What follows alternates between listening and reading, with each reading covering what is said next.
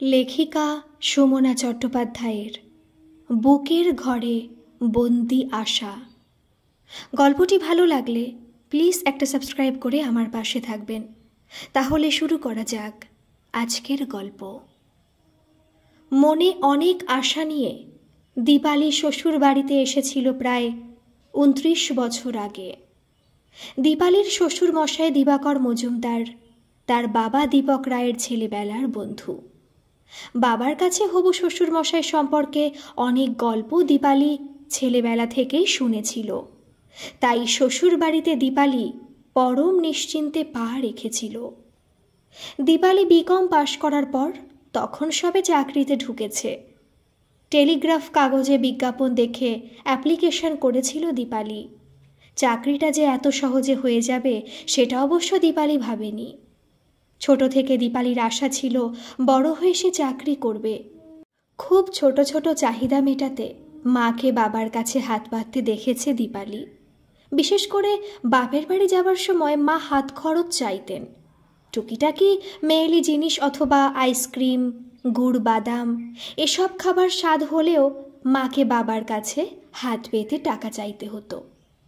বাবা গম্ভীরভাবে নাকের কাছে চশমা নামিয়ে মাকে বলতেন, জানোই তো আমি সামান্য স্কুল শিক্ষক, তোমার বাবা দাদার মতো তো আমার চাল কল কম কল নেই, যখন তখন টাকা চাইলে চলবে কি করে। মা এসব শুনে পাংশু মুখে দাঁড়িয়ে থাকতেন। কখনো সখনো হতাশ গলায় বলতেন, থাক তবে। বাবা অবশ্য মাকে পুরোপুরি বিমুখ করতেন না, কিছু মিছু অবশ্যই দিতেন। তবু মায়ের বিবর্ণ মুখখানা দেখে দীপালির কেমন যেন আত্মসম্মানে আঘাত লাগত। তাই বিকম পাশ করতে না করতেই দীপালি চাকরির জন্য উঠে পড়ে লেগেছিল। যদিও দীপালির বাবার ইচ্ছে ছিল দীপালি আরও লেখাপড়া করবে, কম পড়বে। দীপালি চাকরি করবে এটা তার বাবার মোটেও ইচ্ছে ছিল না। আর 5টা মধ্যবিত্ত পরিবারের বাবার মতো দীপালির বাবাও চাইতেন ডাক্তার, ইঞ্জিনিয়ার অথবা কোনো উচ্চপদস্থ সরকারি চাকুরিজীবীর সাথে তিনি তার মেয়ের বিয়ে দেবেন। তারপর দীপালি মন দিয়ে সংসার করবে, স্বামীর সেবা করবে, ছেলেপুলে মানুষ করবে। লেখাপড়া, গান বাজনা এসব তো সেজন্যই তিনি মেয়েকে শিখিয়েছেন। খবরের কাগজে পাত্রী চাই বিজ্ঞাপন দেখে দীপালির বাবা মেয়ের জন্য পাত্র খুঁজতে শুরু করলেন। দীপালি মাকে বলেছিল, এইভাবে সম্পূর্ণ অচেনা অজানা একটা বাড়িতে গিয়ে আমি মানিয়ে নিতে পারবো মা। মা বলেছিলেন, এটাই তো আবহমানকাল ধরে চলে আসছে মা। মেয়েরা পরের বাড়িতে যায়, যে বাড়িটা বাড়ির মানুষগুলো তার সম্পূর্ণ অচেনা। এই পর মানুষগুলোকে আপন করে নিয়ে সংসার করতে হয়, এটাই নিয়ম। প্রয়োজনে কত ত্যাগ স্বীকার করতে হয়। নিজের অপূর্ণ আশাগুলোকে সন্তানের মধ্যে দিয়ে পূরণ করে নিতে হয়। দীপালি ভয়ে ভয়ে বলেছিল, আমি এসব মন থেকে মেনে নিতে পারবো তো মা? ওরা যদি আমায় চাকরি ছেড়ে দিতে বলে? না মা, আমি তোমাকে বলে রাখছি, চাকরি আমি কিছুতেই ছাড়বো না। প্রথমেই সে কথা তুমি তাদের বলে দিও। দীপালির মা একথা শুনে হেসে বলেছিলেন, করিস তো ওই একটা সামান্য মাইনের বেসরকারি চাকরি, সরকারি চাকরি তো নয়, তা সেটা ছাড়তে তোর এত ভয় কিসের? দীপালি বলেছিল, মাইনে দিয়ে চাকরির সবটুকু গুরুত্ব বিচার করা যায় না মা। চাকরি হলো একটা মানুষের পায়ের তলার শক্ত মাটি, মানুষের আত্মসম্মান বজায় রাখার অস্ত্র। দীপালির মা বলল, ওরে বাবা, খুব বক্তৃতা দিতে শিখেছিস তো, কিন্তু তোর এইসব বড় বড় কথা তোর বাবার সামনে দাঁড়িয়ে বলতে পারবি? বাবার সামনে দাঁড়িয়ে যে সে কথাগুলো বলতে পারবে না সেটা দীপালি নিজেও জানে। ভেবেছিল মাকে ভালো করে বুঝিয়ে বিয়েটা যতদিন ঠেকিয়ে রাখা যায় ততদিনই মুক্তি। দীপালি ভাবল এই কথাটা সে পাশের বাড়ি জুলি পিসিকে বলবে। জুলি পিসির বয়স 40 পেরিয়ে গেছে, মাথার চুল উঠে বেশ পাতলা হয়ে গেছে, যেটুকু বজায় আছে তার অধিকাংশই সাদা। চোখের তলায় ক্লান্তির কালো ছাপ মুক্তির আনন্দের নয়, বরং দুশ্চিন্তার বলেই মনে হয়। বিয়ে করেনি বলে জুলি পিসি কতটা সুখী সেই কথাটা জুলি পিসিকে জিজ্ঞাসা করা উচিত হবে কিনা অনেকবার ভেবেছে দীপালি, তবু শেষমেশ বলেই ফেলল কথাটা। বেশ আছো বলো জুলি পিসি? চাকরি করছো, বিয়ে বিয়ে করে কেউ তোমার পেছনে পড়ে থাকে না। জুলি পিসি বলল, বেশ আর কি, সারাদিন অফিস করছি, টাইপ করে করে নখগুলো ক্ষয়ে গেল। বিয়ে হলে বাসন মেজে মেজে ক্ষয়ে যেত, এটাই তফাৎ। বিয়ে হয়নি বলে এখনও অনেকে আমার দিকে করুণার দৃষ্টিতে তাকায়, বলে আহারে মেয়েটা জীবনে কিছুই পেল না। তখন কেমন একটা লাগে জানিস তো। দীপালি আর জুলি রোজ একই বাসে করে অফিস পাড়ায় যায়। তারা একই বিল্ডিংয়ে চাকরিও করে। দীপালির অফিস 7 তলায় আর জুলি কাজ করে 8 তলায়। স্ট্র্যান্ড রোডে বাস থেকে নেমে খানিকটা রাস্তা হেঁটে যেতে হয়। তখন তাদের অনেক গল্প হয়। একই বাসে গেলেও পাশাপাশি সিট তো আর ভাগ্যে জোটে না। কয়েকটা স্টপেজ বাসের হ্যান্ডেল ধরে ব্যালেন্স রাখতে রাখতে, দুলতে দুলতে আর আশেপাশের লোকদের গালমন্দ খেতে খেতেই যেতে হয় আর কি। দৈবাত কেউ নেমে গেলে তবেই বসার সুযোগ মেলে। তাই বাস আসার অপেক্ষার সময়টুকু আর বাস থেকে নেমে লিফটে ওঠার আগে পর্যন্ত যেটুকু ব্যক্তিগত কথাবার্তা হয়, তার মধ্যে অন্য কেউ এসে পড়লে ব্যক্তিগত কথা থামিয়ে প্রসঙ্গ ঘুরিয়ে দিতে হয়। সেদিনও তাই হলো। জুলি পিসি, কেমন একটা লাগে বলার সঙ্গে সঙ্গেই অনাথ বন্ধু দাস এসে উপস্থিত হলেন। অনাথ বন্ধু দাস জুলি পিসির অফিসে চাকরি করে। আর চোখে দীপালির দিকে তাকিয়ে অনাথ বন্ধু দাস জুলি পিসিকে বললেন, পা চালিয়ে চলুন মিস মণ্ডল, 10টা বাজতে আর মাত্র 5 মিনিট বাকি। নতুন ম্যানেজার সাহেব যা কড়াকড়ি শুরু করেছেন, ঘড়ির কাঁটা 10টা 10 ছুঁয়ে ফেললে আপনি প্রবলেমে পড়ে যাবেন। কাজেই জুলি পিসির কথাটা দীপালির পুরোপুরি শোনা হলো না। পরদিন বাস স্ট্যান্ডে একটু তাড়াতাড়ি চলে এলো দীপালি। জুলি পিসির কথার শেষটুকু শোনার জন্য তার মনটা অস্থির অস্থির করছিল। রোজ দীপালি ভাবে বাস আসছে না কেন। আজ দীপালি মনে মনে বলল, বাস আজ একটু দেরি করে এলেই ভালো হয়। দূর থেকে জুলি পিসিকে আসতে দেখেই ভালো করে নিজের মনে দীপালি প্রশ্নটা গুছিয়ে নিল। জুলি মণ্ডল দীপালির পাশে এসে দাঁড়ালো। শাড়ির আঁচলের প্রান্ত দিয়ে একবার নিজের মুখ মুছে নিল। বলল, অনেকক্ষণ এসেছিস দীপালি? আমার একটু দেরি হয়ে গেল রে। মাকে যে মেয়েটা দেখাশোনা করে ও আজ আসতে একটু দেরি করলো। তার উপর ফ্রিজ খুলে দেখি মাছ নেই একদম, আপেলটাও ফুরিয়ে গেছে।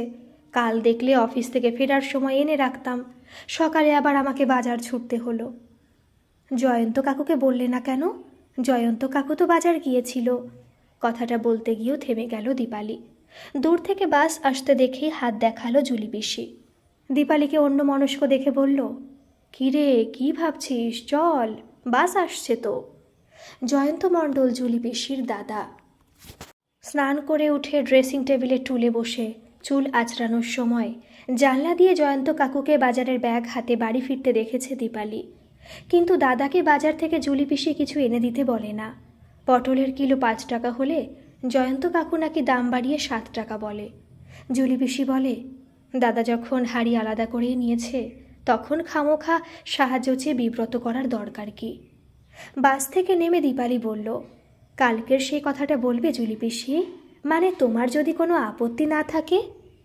জুলি একটা ইটের টুকরো ঠোক্কর খেলো, সামলে নিয়ে বলল, কি কথা বলতো? দীপালি বলল, সেই যে কাল বলছিলে এই যে তোমার বিয়ে করা হয়ে ওঠেনি, সেটা কেউ বললে কেমন একটা লাগে। কেমন লাগে গো? জুলি বলল, ও এই কথা, তুই সেই এখনও ছোটই আছিস। কেমন আবার লাগবে? খারাপ লাগে। আসলে লোকে বিয়ে হওয়াটাকেই একটা মেয়ের জীবনে সব কিছু পাওয়া বলে মনে করে।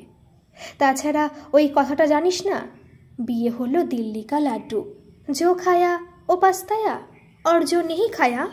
দীপালি জুলি পিসিকে থামিয়ে দিয়ে বলল, মা গো, ভর্তি চিনি, ওটা কি খাবার জিনিস? জুলি হাসল, সেটা তো খাবার পরে বলছিস, কিন্তু খাবার আগে তো ওটাই কিনে দেবার জন্য বাবার কাছে বায়না ধরেছিলি। দীপালি বলল, সে তো তখন ছোট ছিলাম বলে, লাল রং গোল গোল রূপ দেখে ভুলেছিলাম। তখন তো ম্যাচুরিটি ছিল না। কিন্তু তোমার এখন একা থাকতে খারাপ লাগে কেন? ভালোই তো, নিজের মর্জি মতো চলতে ফিরতে পারো।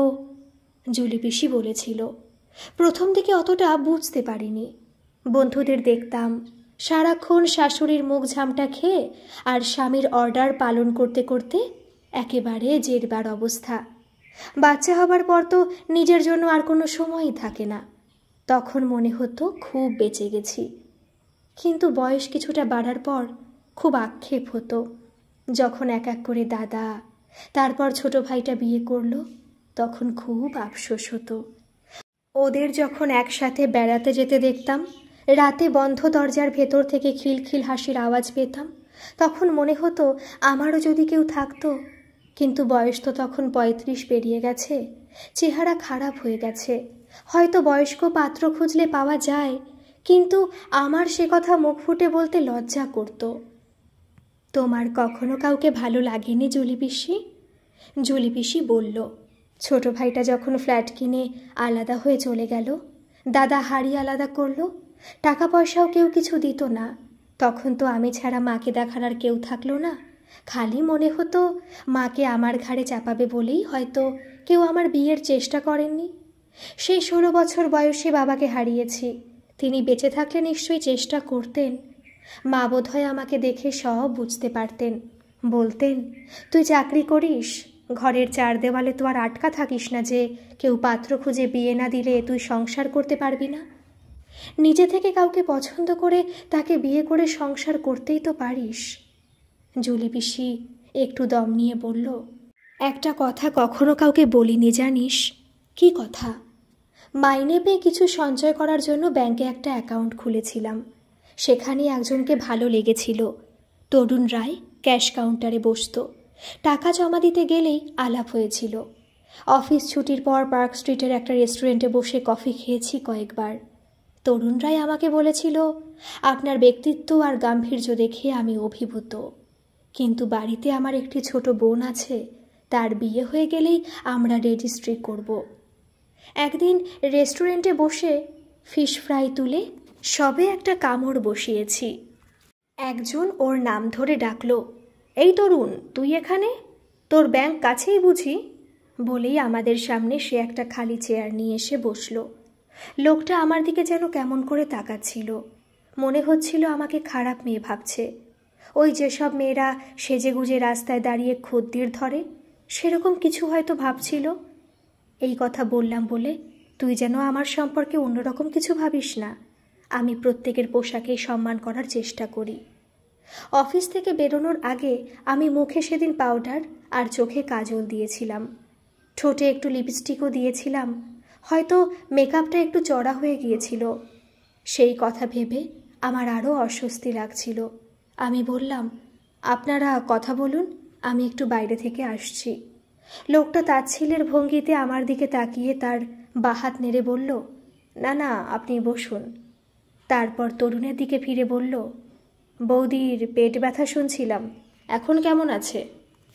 আমি বুঝতে পারলাম তরুণ রায় বিবাহিত, ওর বাড়িতে বউ আছে, হয়তো বাচ্চাও আছে। ওদিকে দিব্যি আমার সাথে প্রেমের অভিনয় করে যাচ্ছে।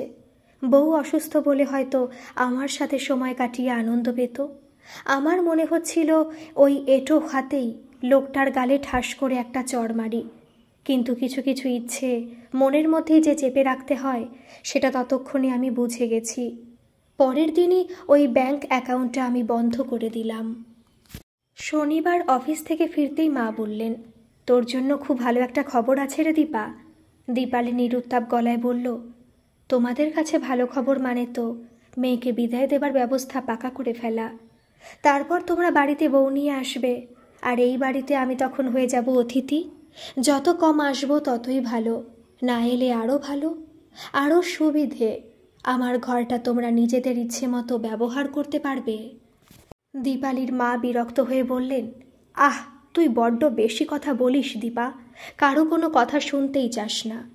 দীপালি বলল, হাত মুখ ধুয়ে ফ্রেশ হয়ে তো আসতে দাও, তারপর না হয় তোমার সব কথা শুনবো। দীপালি তোয়ালে নিয়ে বাথরুমে ঢুকে গেল। কল খুলে বালতি ভর্তি করে সালোয়ার কামিজ বালতির জলে ভিজিয়ে দিল।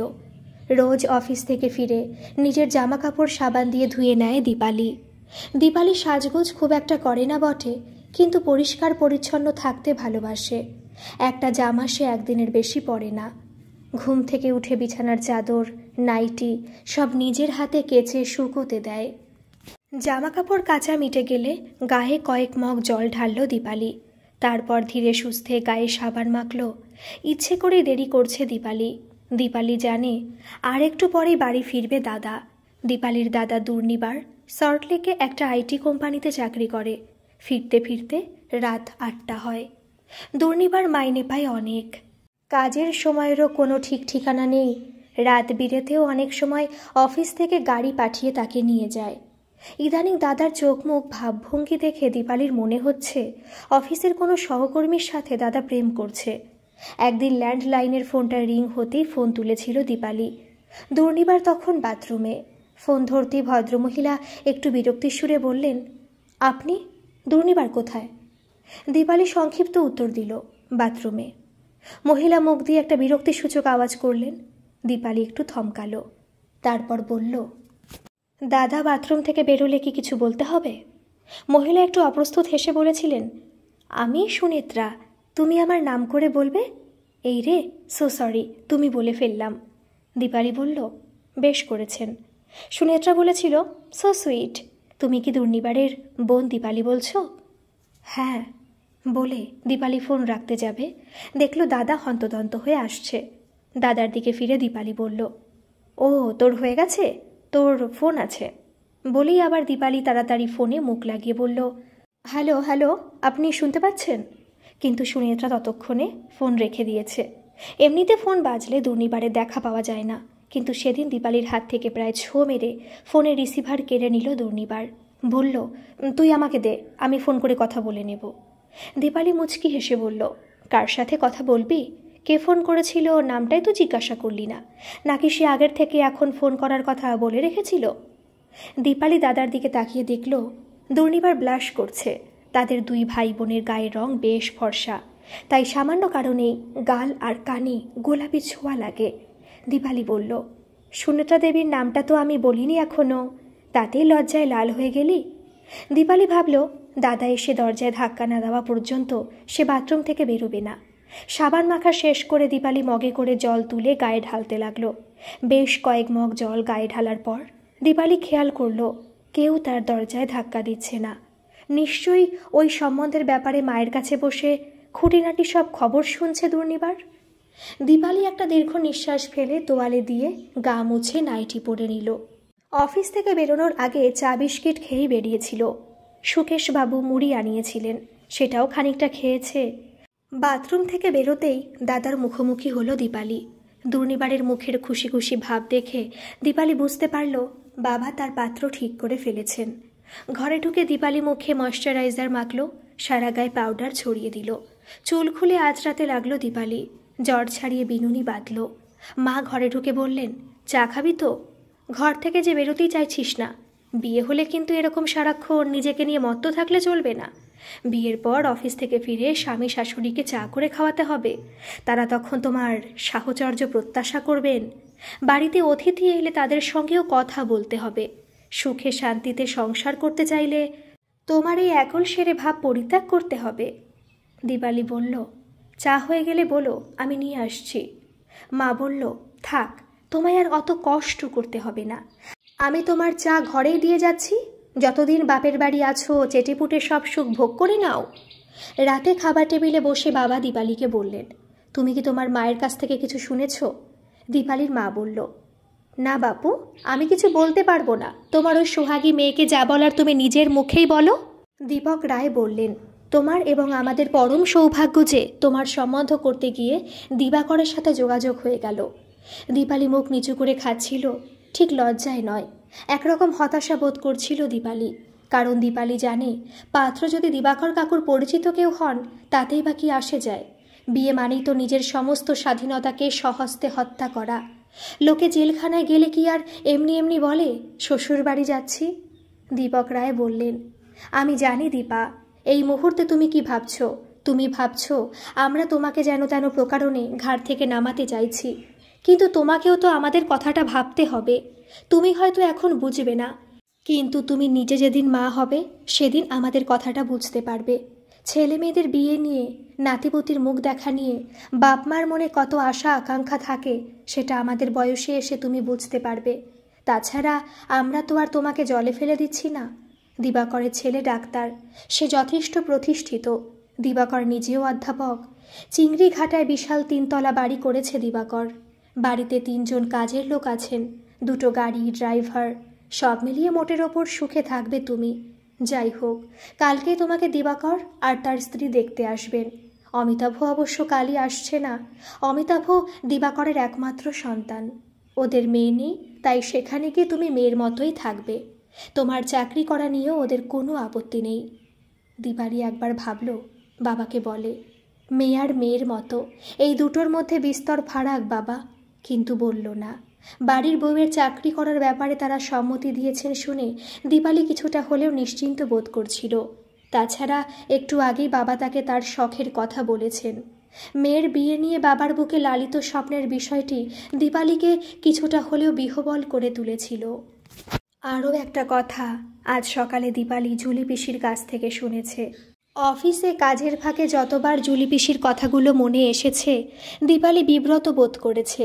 বয়স পেরিয়ে যাবার পর জুলি পিসির বিয়ে করার ইচ্ছে হয়েছিল, আর সেই সুযোগ নিয়ে তরুণ রায় জুলি পিসির সাথে টাইম পাস করার প্ল্যান করেছিল। জগতে তরুণ রায়ের মতো নিকৃষ্ট মনে লোকের অভাব নেই। এরা মেয়েদের খেলার পুতুল মনে করে। আর বিয়ের পর স্বামী কতটা সম্মান দেয় তার বিবাহিতা স্ত্রীকে। কখনো কখনো ইচ্ছের বিরুদ্ধে কি নিজের স্ত্রীকে সে কামনা করে না? ক্লান্ত অথবা অসুস্থ স্ত্রীর ওপর জোর খাটালে কি তাকে ধর্ষণ বলা চলে? গতকাল বাসে দেখা হয়েছিল পিয়ালির সাথে। পিয়ালি বলছিল ওর বর নস্যি নেয়। নস্যির গন্ধে পিয়ালির বমি পায়। বর যখন পিয়ালিকে চুমু খায়, ঘেন্নায় তখন পিয়ালি চোখ বন্ধ করে কোনো রকমে পড়ে থাকে। প্রতিষ্ঠিত ডাক্তার অমিতাভ মজুমদার হয়তো নস্যি নেন না, কিন্তু মদ্যপান তো করতেই পারেন। মদের গন্ধ দীপালি সহ্য করতে পারে না। বাসে একবার একটা মাতাল দীপালির গা ঘেঁষে দাঁড়িয়েছিল। দীপালির মুখ দিয়ে তখন গো গো করে একটা শব্দ বেরিয়েছিল। বাসের কন্ডাক্টর এবং আরও কয়েকটা লোক ওই মাতালটাকে লাথি মারতে মারতে বাস থেকে নামিয়ে দিয়েছিল। কিন্তু স্বামী মদ খেয়ে ঘরে ঢুকে দীপালির দিকে লোভী চোখে তাকাতেই পারে। তারপর যদি আদর করে, আর সেই আদর দীপালির অত্যাচারের মতো অসহ্য লাগে, সবাই কি তখন দীপালির কথা শুনে হাসবে? হাসতেই পারে। মেয়েদের কথা মানেই তো আগডুম বাগডুম কথা, গুরুত্বহীন এবং অপ্রয়োজনীয়। কাজেই দীপালিকে সেই অনিচ্ছাকৃত মিলনের কথা বুকের গোপন কুঠুরিতে বন্দি করে রাখতে হবে। কারো কাছে, এমনকি স্বামীর কাছেও তো সে কথা প্রকাশ করা যাবে না।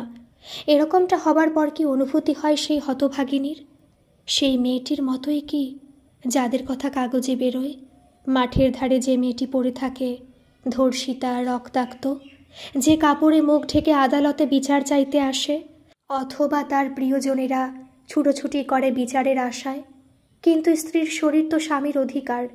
তাই পরদিন সকালে স্নান সেরে শুদ্ধ কাপড়ে স্ত্রীকে পুজোর আসন পেতে স্বামীর মঙ্গল কামনা করতে হয় ভগবানের কাছে। নিজের ক্ষুদ্র মান সম্মানগুলোকে সযত্নে বন্দি করে ফেলতে হয় সুগৃহিণীর মতো। রবিবার ছুটির দিন।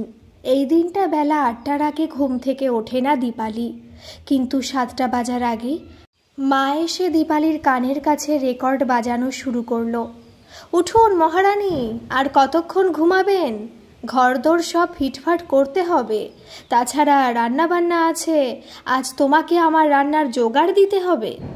দীপালি ধর্মর করে উঠে বসল। আমাকে রান্নার জোগাড় দিতে হবে কেন? পলিমাসি কি কাজে আসেনি? গতকাল তো এসেছিল। শরীর টরীর ঠিক আছে তো? পলিমাসি কাজে না এলেও কাউকে তো পাঠিয়ে দেয়। দীপালির গলায় আতঙ্কের সুর। দীপালির মা বিরক্ত হয়ে বললেন, আচ্ছা দীপা, তুই কি একলাই বলে যাবি, নাকি আমাকেও কিছু বলার সুযোগ দিবি? পলি একগাল হেসে সামনে এসে দাঁড়ালো। আমার কেন শরীর খারাপ হবে গো দিদি? আমি দিব্যি আছি, একেবারে যাকে বলে ফার্স্ট টু ক্লাস। দীপালি হাঁপ ছেড়ে বাঁচল। তাহলে আমাকে তোমায় কেন হেল্প করতে হবে মা? মা ঠোঁট বেঁকিয়ে বলে গেল, নে পলি, এই ধাড়ি মেয়েকে এখন বোঝা, ইনি তো আবার বিলেত থেকে টুপ করে খসে পড়েছেন কি না। পলি মুখে আঁচল চাপা দিয়ে হাসল। পলির বেশ মজা লাগছিল। দীপালির দিকে তাকিয়ে পলি চোখ নাচিয়ে বলল, আজ থেকে তোমার ক্লাস শুরু হয়ে গেল দিদি। ঘর গোছানোর ক্লাস, রান্না শেখার ক্লাস। মা বলছিল তোমার বিয়ের আর খুব বেশি দেরি নেই, একটু শিখিয়ে পড়িয়ে না পাঠালে বাপের বাড়ি যে নিন্দে হবে গো। দীপালি গলা নামিয়ে বলল, পলি মাসি, বাবা কি বাজার থেকে ফিরে এসেছেন? পলি বলল, না গো, এখনও তো ফেরেনি। দীপালি আশ্বস্ত হলো। গলা তুলে মাকে শুনিয়ে শুনিয়ে বলল, বাবা যে বলল তাদের বাড়িতে 3 জন কাজের লোক আছেন, সমস্তটাই তাহলে লোক দেখানো? ঝুলি থেকে বেড়াল তাহলে বেরিয়েই পড়ল। বউ নিয়ে যাচ্ছে মানেই হলো তাকে দিয়ে বেশ করে খাটিয়ে নেবে। মা কোনো উচ্চবাচ্য করল না দেখে দীপালি মুষড়ে পড়ল। পলিমাসি বলল, তুমি ঝটফট স্নান সেরে নাও, বিছানার চাদর আমি কেচে দেবক্ষণ। 2 হাত ওপরে তুলে আড়মোড়া ভেঙে দীপালি তোয়ালে আর নাইটি নিয়ে বাথরুমে ঢুকে গেল। বাথরুম থেকে বেরিয়ে দীপালি দেখল বাবা বাজার নিয়ে ফিরে এসেছেন। দীপালি পুজো করে ঠাকুরঘর থেকে বেরোতেই কালো জিরে ফোড়ন দিয়ে আলুর তরকারির গন্ধ পেল। মনে মনে বলল, যাক, জলখাবারের জোগাড় হয়ে গেছে। কিন্তু মা তার আশায় জল ঢেলে দিয়ে চেঁচালো, দীপা, ময়দা মেখে ফেলো, তারপর লুচি বেলতে হবে, ভাজতে হবে। দীপকবাবু মন দিয়ে খবরের কাগজ পড়ছিলেন। স্ত্রী চিৎকারে তার ধ্যান ভাঙল। আজকের দিনটা থাক না শ্যামা, মেয়েকে দিয়ে আজ বেশি কিছু করাতে হবে না। আগুনের সামনে তো একেবারেই নয়। মুখে তেল ছিটকে লাগলে বিষয়টা কি ভালো হবে? দীপালি খুশি চেপে গম্ভীর মুখে বলল, বাবা, মা বোধহয় আজ থেকেই আমার ট্রেনিং শুরু করে দিতে চাইছেন। দীপকবাবু মেয়ের কথার উত্তর না দিয়ে স্ত্রীকে উদ্দেশ্য করে বললেন, এতদিন যখন গায়ে হাওয়া লাগিয়ে থেকেছ, তখন আজই এত তাড়াহুড়ো করে মেয়েকে কিছু শেখানোর প্রয়োজন নেই শ্যামা। নাক ফুলিয়ে কোমরে আঁচল জড়িয়ে রান্নাঘর থেকে বেরিয়ে এলেন দীপালির মা। আমি গায়ে হাওয়া লাগিয়ে থেকেছি নাকি তোমার মেয়ে চালাকি করে পড়ার অজুহাত দেখিয়ে রান্নাবান্নার কাছ থেকে দূরে সরে থেকেছে? তুমিও তো মেয়েকে কোনো দিন শাসন করনি, আর সব দোষ এখন আমার হয়ে গেল, তাই না? দীপক বাবু বেগতিক দেখে বললেন, ঠিক আছে ঠিক আছে, এখন এসব কথা থাক। বলেই বউয়ের মন রাখতে বললেন, আমার বন্ধুকে তোমার হাতের সেই ফেভারিট মাছের কচুরি আর মাংসের সিঙাড়া তৈরি করে খাওয়াবে তো শ্যামা? আমি কিন্তু দিবাকে একরকম কথা দিয়ে ফেলেছি। আর পুদিনা পাতার শরবতটাও করো কিন্তু। দীপালির মায়ের অবশ্য মন তেমন ভিজল না। বললেন, বটেই তো, আজকে তো আমারই এক্সামিন কি না? বিকেল হতে দীপালির মা বললেন, আয় দীপা, আমি তোর মাথাটা বেঁধে দিই।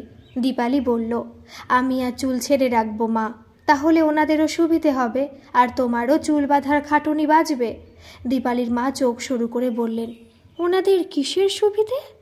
দীপালি নখে নেল পলিশ লাগাতে লাগাতে বলল, আমি আর চুলে শুধু একটা বাটারফ্লাই ক্লিপ লাগিয়ে চুলটা ছেড়ে দেব, দেখতেও ভালো লাগবে, আর ওনারা আমার চুল টেনে দেখে নিতেও পারবেন চুল আসল না নকল। দীপালির মা মুখ মুচড়ে বললেন, এরকম ট্যাকস ট্যাকস কথা বলার হ্যাবিট তোমাকে ছাড়তে হবে দীপা। ওনারা মোটেই সেরকম মধ্যযুগীয় মানসিকতার মানুষ নন যে তোমার চুল ধরে টানাটানি করবেন অথবা কাপড় তুলে হেঁটে দেখাতে বলবেন। ওনারা এখানে তোমার সাথে আলাপ করতে আসছেন। তাছাড়া দিবাকর বাবু তোমার বাবার বন্ধু, তবু তুমি যদি অপমানিত বোধ করো সেই ভেবে অমিতাভ তো এখানে আসতেই চাইল না। দীপালি বলল, তাতে কি এটা প্রমাণ হয় মা যে উনি আমাকে অপদস্থ করতে চান না বলে এই উদার নৈতিক সিদ্ধান্ত নিয়েছেন? হতে পারে অমিতাভবাবু তার বাবা মার বাধ্য সন্তান, এমনকি তার কোনো গোপন প্রেম থাকতে পারে। বাবা মা সেই মেয়েটিকে মানতে চাইছেন না বলেই হয়তো তিনি তাদের সাথে ছলনা করে এই বিয়েটা করতে চাইছেন। বিয়ের পরেও হয়তো গোপন প্রেম ঠিকই চালিয়ে যাবেন। দীপালির মা বলল, তোমার বাবা কি খোঁজ না নিয়ে তোমার বিয়ে দিয়ে দেবেন? আমাদের এতটা দায়িত্ব জ্ঞানহীন তোমার না ভাবলেও চলবে। অমিতাভ আজই আসছে না বটে, তবে মায়ের কাছ থেকে গ্রিন সিগন্যাল পেলেই সে কোনো রেস্টুরেন্টে গিয়ে তোমার সাথে দেখা সাক্ষাৎ করবে। পলি এসে মুখ বাড়ালো, সিঙ্গারাগুলো সব গড়ে রেখেছি, এখনই কি তেলে ছাড়বো? হ্যাঁ, সিঙ্গারাগুলো মিডিয়াম আঁচে ভেজে রাখো, কচুরিগুলো বরং ওরা এলে গরম গরম ভেজে দেব। পলি বলল, তুমি এবার গা ধুয়ে কাপড় ছেড়ে নাও বৌদি, ওনাদের আসার সময় হলো যে। শ্যামা এখনও যথেষ্ট সুন্দরী। তিনি যে 47 পার করেছেন সেটা তাকে দেখলে মোটেও বোঝা যায় না। ঢাকাই শাড়ি পরে মুখে পাউডারে পাপ বোলাতেই তার রূপ যেন অস্তগামী সূর্যের আলোর মতো স্নিগ্ধতার আবেশ ছড়িয়ে দিল। দীপালি অবাক হয়ে মাকে দেখছিল। শ্যামা আর চোখে মেয়েকে দেখে কপালে বড় একটা টিপ পড়লেন। এই সময় দরজায় বেলের শব্দ হলো। শ্যামা মেয়েকে বললেন, তুমি রেডি তো? একটু পরে শরবতের ট্রে নিয়ে তুমি আসবে। বাইরের ঘরে বাবা আর তার বন্ধুর হাসির শব্দ পাচ্ছে দীপালি। বাবা বলছেন, জায়গাটার নাম চিংড়িঘাটা হলো কেন রে? বড় বড় গলদা চিংড়ি পাওয়া যায় বুঝি? দিবাকর বাবু বললেন, হ্যাঁ তাই তো, হাতিবাগানে যেমন হাতি পাওয়া যায়। রুবি পার্কে বসে রাহুল দেব বর্মন, মনে পড়ে রুবি রায় গানে সুর বসিয়েছিলেন। আর তোর এই জায়গাটার নাম বকুলতলা। কারণ এখানে বকুল গাছের ছড়াছড়ি। দুজনেই হো হো করে হাসছেন। এই হাসির মধ্যে টেনশনের কোনো আভাস আছে কি না সেটা কান পেতে ভালো করে শুনে বোঝার চেষ্টা করছিল দীপালি। ঠিক সেই সময় হবু শাশুড়ির গম্ভীর গলার স্বর দীপালির কানে এলো। গল্প তো আমরা করবই, কিন্তু যে কাজের জন্য এত দূর থেকে এখানে আসা সেটা আগে হোক। দীপালিকে ডাকুন, তাকে একবার চোখের দেখা দেখি। মা হন্তদন্ত হয়ে ভেতরে এলেন। চলো দীপা, শরবতের ট্রে নিয়ে সাবধানে আসবে। তারপর ট্রে থেকে গ্লাস নিয়ে ওনাদের হাতে এগিয়ে দেবে। প্রণামটা করতেও যেন ভুলো না। যেটুকু জিজ্ঞাসা করবেন শুধু সেটুকুই ছোট করে উত্তর দেবে। ওনাদের কথার উত্তরে শুধু আস্তে করে হ্যাঁ বলে একপাশে ঘাড় কাত করে সম্মতি জানাবে। ওনাদের সামনে বাচালতা করে যেন আমার নাম ডুবিও না। ছেলে মেয়ে ভালো হলে বাপের সুনাম হয়, আর খারাপ হলে সব দায় চাপে মায়ের ঘাড়ে। আমার প্রতি এতটুকু কৃতজ্ঞতা বোধ থাকলে কথাটা মনে রেখো। দীপালি অমিতাভর মায়ের পায়ে হাত দিয়ে প্রণাম করতেই তার রেশম কোমল চুল একপাশে কাঁধ হলো। অমিতাভর মা অনিতা দেবী দীপালির চুলে হাত দিয়ে বললেন, আজকালকার মেয়েরা তো লম্বা চুল রাখতেই চায় না। যদি বা বিয়ের আগে রাখে, বিয়ের বছর ঘুরতে না ঘুরতেই কেটে তাকে অর্ধেক করে ফেলে। আমি কিন্তু বাপু এমন অনাথ সৃষ্টিকাণ্ড কিছুতেই মানব না।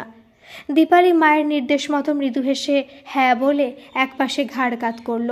তারপর আর চোখে মায়ের দিকে তাকালো, যেন বলতে চাইল, কেমন প্রোগ্রেসিভ অমিতাভবাবুর মা, শেষমেশ চুলে হাত দিয়ে পরখ করলেন তো। আমার কথাটাই তাহলে মিলে গেল তো। কিন্তু মায়ের মুখের দিকে তাকাতেই তার শ্লেষ মাখানো চোখ দুটি বেদনায় কোমল হলো। মায়ের মুখ দেখে খুব মায়া হচ্ছিল দীপালির মনে হচ্ছিল সকালে মা বোধ হয় কথাটা এমনি এমনি বলেনি। আজ যেন সত্যি মায়ের এক্সামিন, আর এক্সামিনার হলেন অনিতা দেবী। মেয়েকে কতটা তিনি মাথা নিচু করে সহ্য করতে শিখিয়েছেন, আজ যেন সেই পরীক্ষার মহড়া হয়ে গেল।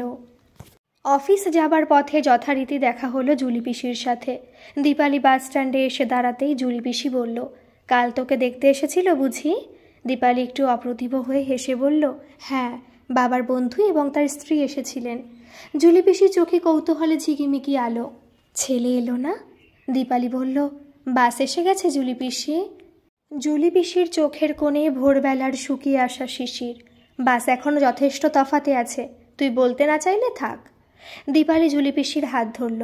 অবশ্যই বলবো, বাস থেকে নেমে বলবো। জুলি পিসি ঠোঁটে খুশির আবহাওয়া, বলল, আচ্ছা চল। বাস থেকে নেমে দীপালি বলল, অমিতাভ মজুমদার বিখ্যাত গাইনোকোলজিস্ট, উনি রেস্টুরেন্টে আমার সাথে দেখা করতে চান। জুলি পিসি খুব খুশি। বাহ, মেয়ে দেখতে আসার চিরন্তন অমানবিক প্রথার বিনাশ ঘটাতে এই রকম উদার মনের মানুষেরই তো দরকার। দীপালি হাসল। এইটুকুতেই সব বুঝে গেলে জুলি পিসি? জুলি পিসি বলল, আমি জানি রে দীপা, আমি খুব বোকা, তবু বয়সটা তো 40 পেরিয়েছে, তাই কিছু অভিজ্ঞতাও তো হয়েছে। সেই অভিজ্ঞতা থেকেই বলছি, মানুষকে খুব ছোট ছোট ঘটনা থেকে চিনে নিতে হয়। দীপালি জুলি পিসির হাতে চাপ দিল। কে বলেছে গো তুমি বোকা? আমার তো তোমাকে বেশ বুদ্ধিমতী বলেই মনে হয়, সেই জন্যই তো আমি একটা সিদ্ধান্ত নিয়েছি। জুলি পিসি বিস্মিত হয়ে বলল, কী সিদ্ধান্ত? দীপালি বলল, সামনের রবিবার আমরা যে রেস্টুরেন্টে মিট করব সেখানে তুমিও যাবে, তবে তুমি একটু তফাতে বসে আমাদের লক্ষ্য করবে। পরে যদি ইচ্ছা হয় তাহলে ওনার সাথে তোমার আলাপ করিয়ে দেব। দীপকদাকে বৌদিকে বলেছিস কথাটা? এখনই ওদের কিছু জানানোর দরকার নেই। না রে, বাবা মাকে না জানিয়ে কিছু করিস না, আর ওদের না জানাতে চাইলে আমি তোর সাথে যেতে পারবো না। অমত করো না জুলি পিসি, এটা তোমার কাছে আমার শেষ অনুরোধ। তাছাড়া একসাথে তো আমরা যাব না, আমি একটা ট্যাক্সি নিয়ে আগে চলে যাব, তুমি বাসে করে তোমার মতো এসো। দীপালির করুণ চোখের আবেদন জুলিকে বহুদিন আগের কিছু স্মৃতি মনে করিয়ে দিল। একটু আচার কিনে দাও না পেতে। ভোরের আলোর মতো মিষ্টি হেসে মাথা ঝাঁকিয়ে আবদার করত দীপালি। জুলির বাচ্চা খুব ভালো লাগে, এই জন্যই একসময় তার বিয়ে করার ইচ্ছে হয়েছিল। তারপর ধীরে ধীরে একটা অন্যরকম ইচ্ছে তার মনে দোলা দেয়। সেজন্য টাকাও জমাচ্ছে জুলি। এখন তার সময়ের খুব অভাব, কিন্তু রিটায়ার করার পর যখন অখণ্ড অবসর পাবে তখন ছোট একটা অনাথ আশ্রম খুলবে জুলি। একটা, দুটো, তিনটে, চারটে, যতগুলো খুশি ততগুলো বাচ্চাকে এনে রাখবে তার সেই আনন্দ আশ্রমে। কে জানে শেষমেশ এই আশাটাও ভগবান পূর্ণ করবেন কিনা। এই আশা নিয়ে ভগবানের কাছে নিজের সুস্থ জীবন এবং দীর্ঘায়ু কামনা করে জুলি রোজ ঠাকুরকে জল দেয়। দীপালি বলল, কী গো জুলি পিসি, তুমি রাজি তো? জুলি পিসি সম্মতি প্রকাশ করল।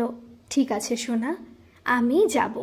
এরে বাছুরের মতো তোর এইসব বায়না অমিতাভবাবু সহ্য করবেন কি না সেটাও তো দেখে আসা দরকার। ঠিক পরের রবিবার বিকেল 5:05 রেস্টুরেন্টে মুখোমুখি বসে আছে দীপালি আর অমিতাভ। দূর থেকে জুলি পিসি ওদের লক্ষ্য করছে। অমিতাভ মজুমদার 5 মিনিট আগেই এসে গিয়েছিলেন। তিনি সব ব্যাপারে অত্যন্ত পাংচুয়াল।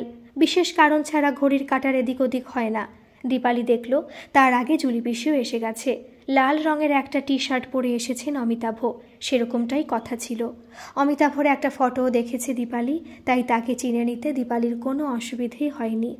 দীপালি আর চোখে জুলির দিকে তাকালো। জুলি পিসি দূর থেকে তার হাতের বুড়ো আঙুল আর তর্জনী গোল করে দীপালির দিকে ইশারা করলো। দীপালি দেখল জুলি পিসি কফি অর্ডার করেছে এবং ধীরে সুস্থে সেটাই খাচ্ছে। অমিতাভ বলল, বসুন ম্যাডাম, বিয়ে হোক বা না হোক আজ থেকে আমরা ভীষণ ভালো বন্ধু তো হতেই পারি। দীপালি বলল, সেটাও 1 মিনিট দেখে কেউ সিদ্ধান্ত নিতে পারে না। অমিতাভ হাসল। অথচ 5 মিনিট একটা মেয়ে মাথা নিচু করে বসলে শুধুমাত্র তার গায়ের রং এবং এইরকম আরও কিছু তুচ্ছ বিষয়ের ওপর ভিত্তি করে লোকে সারা জীবন একসাথে পথ চলার সিদ্ধান্ত নিয়ে ফেলে এবং আশ্চর্যজনকভাবে সেটা টিকিয়েও রাখে। সুখী দম্পতির সংখ্যার তো অভাব নেই। দীপালি গম্ভীরভাবে বলল, আপনি কি পরিসংখ্যান দিয়ে সব কিছু বিচার করেন? একজন দম্পতি ডিভোর্সের সিদ্ধান্ত নেয়নি মানেই কি তারা যথেষ্ট সুখী? আপনি বয়সের তুলনায় যথেষ্ট ম্যাচিওর দীপালি। এরকম ম্যাচিওর মেয়েই আমার পছন্দ। আমার মনে হয় একজন ব্যস্ত ডাক্তারের জন্য আপনার মতো মেয়েই পারফেক্ট। এবার বলুন আমাকে আপনার কেমন লেগেছে? আমি এত তাড়াতাড়ি কোনো সিদ্ধান্ত নিতে পারি না। রেস্টুরেন্টের ওয়েটার সামনে এসে দাঁড়াতেই অমিতাভ বলল, বসুন। কফি খাবেন তো? সঙ্গে কি মোগলাই পরোটা আর কষা মাংস খাবেন? না না, আমি এখন আইসক্রিম ছাড়া আর কিছুই খাবো না। বেশ, তাহলে তাই হোক। সে কি, আপনার যদি এখন মোগলাই পরোটা আর মাংস খেতে ইচ্ছে করে তাহলে অর্ডার করতেই পারেন। অমিতাভ হাত নেড়ে ওয়েটারকে চলে যেতে বলল। ওকে, তাহলে 2টো চকলেট আইসক্রিম দিন। ওয়েটার চলে যেতেই দীপালি বলল, আপনার একটা জিনিস আমার ভালো লেগেছে। কি? আপনি বোধহয় নিজের কোনো ইচ্ছে অন্যের ওপর চাপিয়ে দেন না। যেমন এই মুহূর্তে আপনি আমার আইসক্রিম খাবার সিদ্ধান্তকে সম্মান জানালেন, কিন্তু আপনার নিজের যে এখন কফি খেতে ইচ্ছে করছিল, নিজের সেই ইচ্ছেটাকে আপনি দমন করলেন। আমি চাই কেউ তার ইচ্ছের দ্বারা আমাকে পরিচালিত করুক। এটা কিছুক্ষণের জন্য ভালো লাগে অমিতাভ বাবু, সারা জীবন এভাবে চলা যায় না।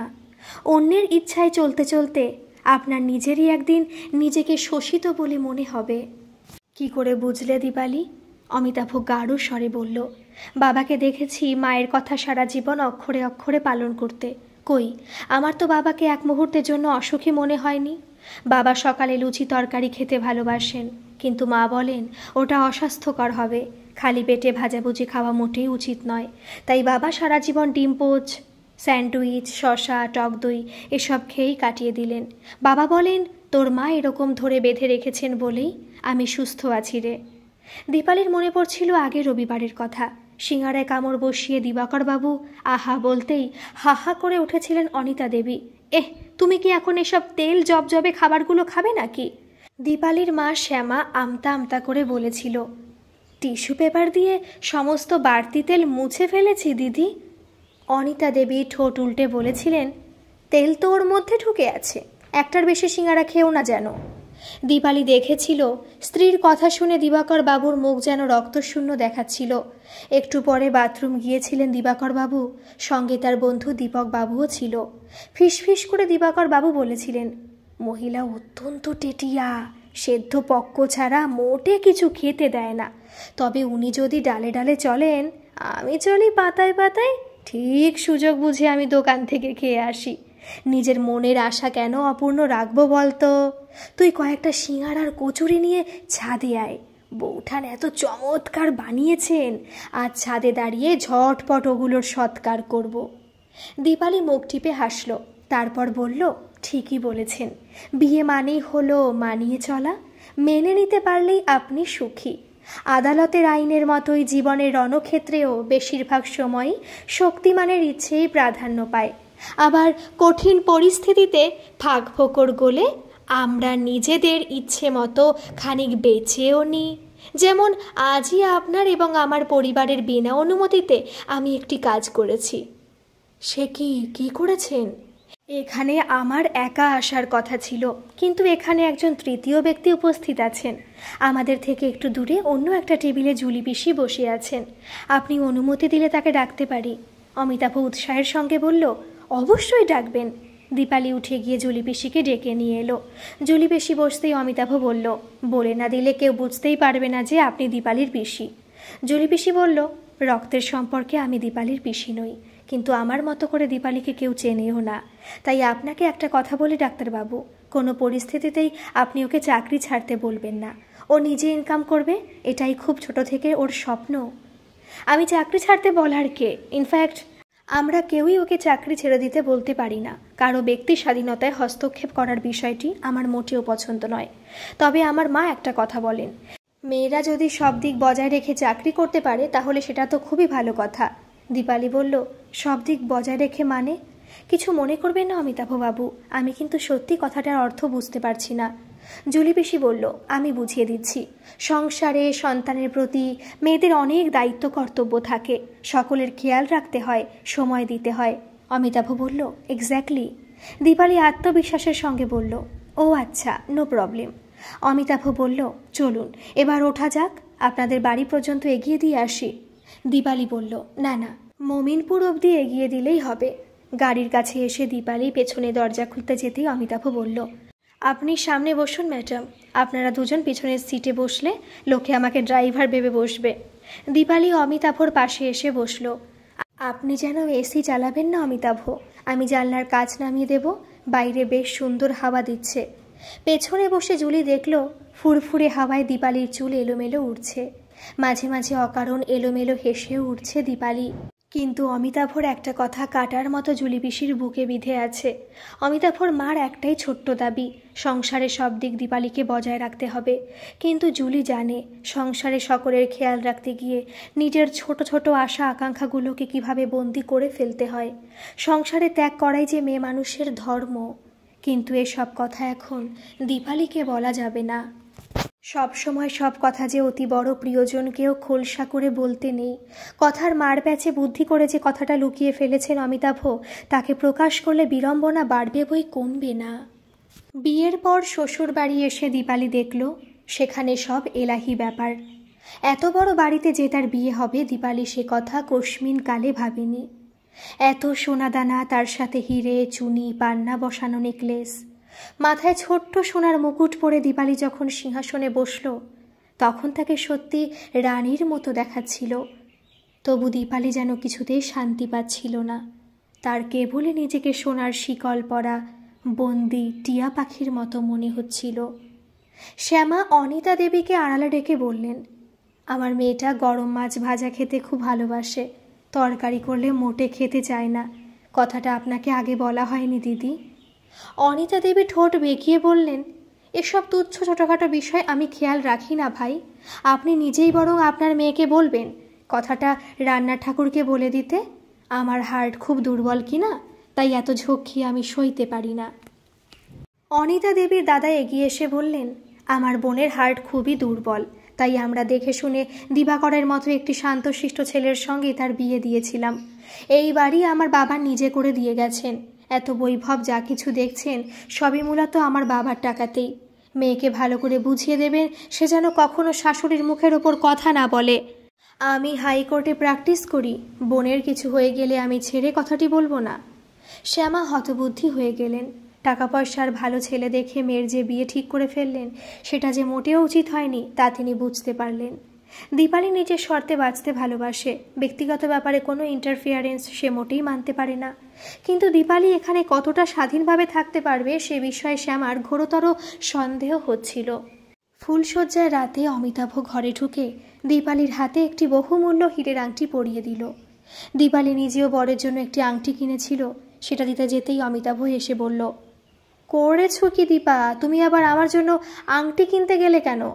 দীপালি বলল, কারণ আমার মনে হয় আজকে রাতে স্বামীকে দেবার জন্য মেয়েদেরও নিজের ইনকাম থেকে তাদের স্বামীর জন্য কিছু উপহার কেনা উচিত। ঠিক আছে, তুমি আংটিটা রেখে দাও, ওটা আমি আঙুলে পরতে পারবো না। কেন? আমার মা মনে করেন মেয়েরা তাদের রোজগারের টাকা সংসারে ব্যয় করলে তাদের অহংকার বাড়ে, তখন তারা আর গুরুজনদের মান্য করতে চায় না। তুমি বুঝি মায়ের কথা অক্ষরে অক্ষরে পালন করো? সেক্ষেত্রে আজ স্ত্রীর সাথে কতটা ঘনিষ্ঠ হবে সেটা মায়ের কাছ থেকে ভালো করে জেনে নিয়েছো তো? অমিতাভ বিরক্ত হয়ে বলল, তুমি অনেক কথা বলো দীপালি। নৈশব্দ দুটি মানুষকে কাছাকাছি নিয়ে আসে। এত কথা বললে আমরা মিলিত হব কি করে? দীপালি বলল, দুদিন ধরে প্রচুর ধকল গেছে, আজ আমি খুবই ক্লান্ত। আমি ভেবেছিলাম আজ রাতে আমরা অনেক গল্প করব, আপনার পরিবারের সকলের কথা শুনব, আপনার জীবনের স্ট্রাগলের কথা বলবেন, কি খেতে আপনার ভালো লাগে, কোথায় কোথায় ঘুরতে যেতে ইচ্ছে করে, বিভূতিভূষণ বন্দ্যোপাধ্যায়ের গল্পে প্রকৃতির বর্ণনা আপনি কতটা উপভোগ করেন, বুদ্ধদেব গুহ তার সাহিত্য রচনায় মাধুকরী উপন্যাসে যে ঝড় তুলেছিলেন তার জঙ্গলের বর্ণনা। আহ, তুমি থামবে? এটা আমাদের ফুলশয্যার রাত, সাহিত্য সভা করতে আসেনি আমি। আর আমার মা এখনও বেঁচে আছেন, আমার পছন্দ অপছন্দের ব্যাপার তিনিই খেয়াল রাখেন। আর তুমিও এসব ধীরে ধীরে জেনে যাবে, এসব এক রাতে জেনে ফেলা যায় না। অমিতাভ দীপালিকে জড়িয়ে ধরে তার শরীরের উষ্ণতা নিতে চাইছিল, কিন্তু দীপালি এত স্বল্প আলাপে আত্মসমর্পণ করতে দ্বিধাবোধ করছিল। অমিতাভ বলল, তুমি কচি খুকি নাও দীপালি, যে সব কিছু বলে দিতে হবে। রিল্যাক্স করো, আমাকে কোঅপারেট করো। অমিতাভ দীপালির ব্রার হুক খুলতে যেতেই দীপালি মুখ দিয়ে চাপা গলায় একটা আর্তনাদের মতো শব্দ করল। অমিতাভ বলল, লাগলো বুঝি? কাল থেকে ফিনফিনে নাইটি পরে শুতে আসবে। দীপালি চুপ করে রইল। দীপালি বুঝতে পারছিল অমিতাভর কাছে সোহাগ প্রত্যাশা করা বাতুলতা। আজ থেকে তাকে শুধুই অমিতাভর কাছে আত্মসমর্পণ করতে হবে। অমিতাভরও বেশ বিরক্ত লাগছিল। সে দীপালির কাছে যে উদ্দামতার ঢেউ এবং বিশেষ ক্ষেত্রে যে শীতকার প্রত্যাশা করেছিল তার ছিটে ফোটা লক্ষণ দেখতে পেল না। অষ্টমঙ্গলায় বাপের বাড়ি এলো দীপালি। জুলি পিসি দীপালিকে আড়ালে ডেকে বলল, ভালো আছিস সোনা? আসলে বিয়ের জল পড়লে মেয়েদের যতটা সুন্দর লাগে দীপালিকে দেখে সেরকম মোটেই লাগছিল না, বরং তার চোখের তলায় ক্লান্তির ছাপ নজরে আসছিল প্রত্যেকেরই। দীপালি বলল, ভালো থাকাটা একটা আর্ট, নতুন নতুন একটু অসুবিধে হবে, আমি সব ঠিক অভ্যেস করে নেব জুলি পিসি। শ্যামা এসে মেয়েকে বললেন, গরম মাছ ভাজা খাবি মা? দেব 2 পিস পেটির মাছ? দীপালি বলল, না মা, এইমাত্র যে জুলি পিসিকে বললাম বিয়ের পর নতুন করে গড়ে নিতে হয়, অভ্যেস করতে হয় সব কিছু, তবেই তো ভালো থাকা যায়। আমিও তাই লেজার কাটা চুষে চুষে খাওয়া অভ্যেস করছি মা। শ্যামার বুকের ভেতরে অন্ধকার আলোয় আসার রাস্তা খুঁজছিল। শ্যামা বলল, তুই ওখানে লেজা খাস? দীপালি বলল, কাউকে তো খেতেই হবে মা, আমার শাশুড়ি খুব বড় মনের মানুষ, তিনি বলেন লেজা কি কেবল বাড়ির কাজের লোকেদেরই খেতে হবে, তারা কি মানুষ নয়? তিনি অবশ্য রাস্তার কুকুর বেড়ালকে ডেকে সেসব দিয়ে দিতেই পারেন। ঈশ্বরের কৃপায় তেমন আর্থিক সংকটই তাদের আছে, কিন্তু ভগবানের কৃপায় 2 পয়সা তার আছে বলেই তিনি তো আর নষ্ট করতে পারেন না।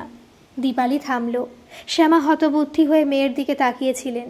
মায়ের দিকে ক্ষণিক তাকিয়ে দীপালি বলল, কি এত ভাবছ মা? আমি বেশ আছি। ওই যে বললাম ভালো থাকাটা অভ্যেস করে নিতে হয়, আমিও সেই চেষ্টাই করছি। তুমি শুধু 2 দিনের জন্য আমার অভ্যেসগুলোকে পাল্টে ফেলতে বলো না। শ্যামা চোখে আঁচল চাপা দিলেন। দীপালি বলল, তুমি যদি এমন করো তাহলে কিন্তু মা আমি এখানে আসতে পারবো না। শাশুড়ি মায়ের হার্ট অত্যন্ত দুর্বল, তাই তার দিকে আমাদের বিশেষ খেয়াল রাখতে হয়। মুড়োয়ার পেটির মাছ তিনিই খান। দাগার মাছ যদি বাড়তি থাকে তাহলে আমি সেটা নিশ্চয়ই পাই। বিয়ের জন্য 10 দিন ছুটি নিয়েছিল দীপালি। অফিস জয়েন করার দিন সকালে অমিতাভর মায়ের বুকে প্রবল যন্ত্রণা শুরু হলো। দীপালি তখন শাড়ি পরে অফিসে যাবার জন্য প্রস্তুতি নিচ্ছিল। কলকাতার প্রখ্যাত হৃদরোগ বিশেষজ্ঞকে বাড়িতে ডেকে আনা হলো। ঘর থেকে সবাইকে বের করে দিয়ে ডাক্তার সেন অনিতা দেবীকে পরীক্ষা করলেন। কিছুক্ষণ পর ডাক্তার সেন ঘরে দরজা খুলে বেরিয়ে এসে দীপালির দিকে সন্দিগ্ধ দৃষ্টিতে তাকালেন। আপনি কি কোথাও বেরোচ্ছেন মিসেস মজুমদার? দীপালি বলল, আমাকে আজই অফিসে জয়েন করতে হবে। ডাক্তার সেন বললেন, সে কি, ঘরে রুগী রেখে আপনি চাকরি করতে বেরোবেন? একজন কাজের দিদি অনিতা দেবীর কপালে হাত বুলিয়ে দিচ্ছিল, আর একজন বসেছিল তার পায়ের কাছে। সে অনিতা দেবীর পায়ে হাত বুলিয়ে দিচ্ছিল। দীপালিকে দেখে ক্ষীণকণ্ঠে অনিতা দেবী বললেন, এরা তো দুজনেই আমাকে ছেড়ে যেতেই চাইছে না, বলছে ওরা চলে গেলে যদি আমার কিছু হয়ে যায়। দীপালি বলল, বেশ তো, থাকুক না। অনিতা দেবী বলল, তা বললে কি হয় মা, ওরা আমার কাছে বসে থাকলে চলবে কি করে? ঠাকুর না হয় রান্নার দিকটা সামলে নিল, সুজাতা বাসন কোসন সব মেজে দেবে, কিন্তু ঘরের বাকি কাজগুলোর কি হবে? আমার আবার 3 বেলা ঘর না মোছা হলে ভালো লাগে না। নমিতা আমার কাছ থেকে উঠে গেলে মনে হয় বুঝি মরেই যাব। দীপালি বুঝতে পারছিল সব দিক বজায় রেখে তার পক্ষে চাকরি করতে যাওয়া অসম্ভব। দীপালি বলল, আমি এখনই শাড়ি ছেড়ে ঘরদোর সব মুছে দিচ্ছি মা। অমিতাভ বলল, এতটুকু নোংরা মা সহ্য করতে পারেন না, ভালো করে সব ফার্নিচার ঝেড়ে মুছে ঘর মুছবে। অনিতা দেবী ক্ষীণ স্বরে বললেন, তারপর আমার আলমারিটা গুছিয়ে ফেলো মা, শাড়ি জামাগুলো বড্ড এলোমেলো হয়ে আছে। আমি আর কদিন, তারপর সব কিছুই তো তোমার। আমি মরে গেলে তুমি নিজের মতো থাকতে পারবে, চাকরি বাকরি যা মন চায় করো মা।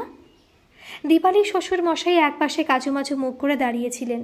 অনিতা দেবী তাকে বললেন, আমি তোমাদের বড় জ্বালাচ্ছি না গো, আমি মরে গেলেই সবার শান্তি। তারপর ছেলের দিকে তাকিয়ে বললেন, আমার তোর জন্য খুব চিন্তা হচ্ছে রে অমিত। আজকাল চাকরি করতে বাধা দিলে অনেক মেয়েই নাকি ডিভোর্স চাইছে শুনছি। আমার জন্য তোর সংসারটা ভেঙে না যায়। দীপালি জানে স্কুল শিক্ষক বাবা তাকে একদিনের বেশি 2 দিন থাকতে দেবেন না।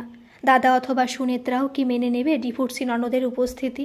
আর কদিন পরে সুনেত্রা বউ হয়ে আসছে ও বাড়িতে। তার মতামতের গুরুত্ব এখন দীপালির চেয়ে অনেক বেশি। এই কলকাতা শহরে 90-এর দশকে একা একটা মেয়েকে বাড়ি ভাড়াও কেউ দেবে না। তার ওপর সে সরকারি চাকরি করে না, ছোট্ট একটা অফিসে সামান্য বেসরকারি চাকরি করে দীপালি। কেই বা তাকে বিশ্বাস করে থাকতে দেবে? লেডিস হস্টেল কলকাতায় আছে, কিন্তু কোনো কারণে তার চাকরি চলে গেলে তখন কি হবে? তাদের অফিসে তো এরকম হামেশাই হয়। অতএব বাবা মায়ের মান সম্মানের কথা ভেবে সব কিছু মুখ বুজে মেনে নেওয়া ছাড়া তার গত্যন্তর নেই। দীপালি বলল, আপনি চিন্তা করবেন না মা, আমি সংসার গড়তে এসেছি, ভাঙতে তো নয়। তাছাড়া আপনার ছেলের কাছে তার মায়ের চাওয়া পাওয়ার দাম অনেক বেশি, সবার প্রতি খেয়াল রাখতে হবে। এ কথা জেনেই তো আমি এ বাড়িতে সংসার করতে এসেছি। অমিতাভ স্থির করল পাহাড়ে হানিমুন করতে যাবে, কারণ দীপালির পাহাড় পছন্দ। কিন্তু অনিতা দেবী বেঁকে বসলেন। তার মতে হানিমুন করার জন্য দীঘাই শ্রেষ্ঠ জায়গা, কারণ দীঘা পুলিশ স্টেশনে অমিতাভর এক পিসেমশাই চাকরি করেন। সেখানে গিয়ে উঠলে পিসির বাড়ি বেরিয়ে আসা হয়ে যাবে, খামোখা হোটেল ভাড়াও লাগবে না। কারণ অনিতা দেবীর এখন ভালো ভালো পথ্যর দরকার, খরচ অনেক, বুঝে শুনে চলতে হবে। দীপালি বুঝতে পারছিল সব দিক বজায় রাখার জন্য এই স্যাক্রিফাইসটাও তাকে করতে হবে। দীপালি আর অমিতাভ সুটকেস গুছিয়ে অনিতা দেবীকে প্রণাম করতে এলো। অনিতা দেবী দীর্ঘ নিঃশ্বাস ফেলে দীপালির মাথায় হাত রেখে বললেন, মনে কোনো দুঃখ রেখো না মা, পাহাড়ে অথবা বিদেশে বেড়াতে যাবার জন্য তো সারা জীবন পড়ে রইল, আমি আর কদিন। মাস 3-এর মধ্যে জানা গেল দীপালি সন্তান সম্ভবা। 2টি কাজের লোক সদা সর্বদা খেয়াল রাখে, তাই দীপালিকে এখনও ঘর মুছতে হয়। অমিতাভ বলেছে ঘর মুছলে শরীর সক্রিয় থাকে, তাই তাতে বাচ্চা হতে সুবিধে বই, অসুবিধে হবে না।